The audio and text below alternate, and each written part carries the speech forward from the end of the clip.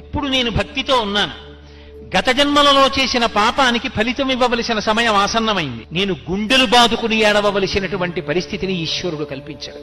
వీడిప్పుడు మారాడు, నన్ను నమ్మాడు, నీ చెప్పినట్టు బ్రతుకుతున్నాడు.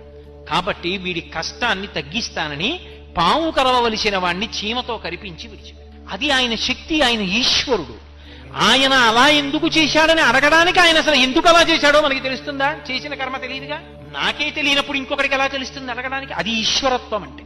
కాబట్టి ఒక్కొక్క తప్పు పాపాన్ని మాత్రమే ఇస్తుంది. మహాభక్తులైనటువంటి వారి జోలికి వెళ్ళారనుకోండి, అది ఎంత ప్రమాదాన్ని తీసుకొచ్చేస్తుందంటే, యుక్తాయుక్త విచక్షణ లేకుండా, శాస్త్రం మీద సరి అయిన అవగాహన లేకుండా, విషయం గురించి సక్రమంగా తెలుసుకోకుండా, కేవలము అవతల వారిని బాధ పెట్టడానికి తెంపరితనంతో ప్రవర్తిస్తే భగవంతుడు ఏం చేస్తాడంటే అవతారంగా కిందకొచ్చేస్తాడు.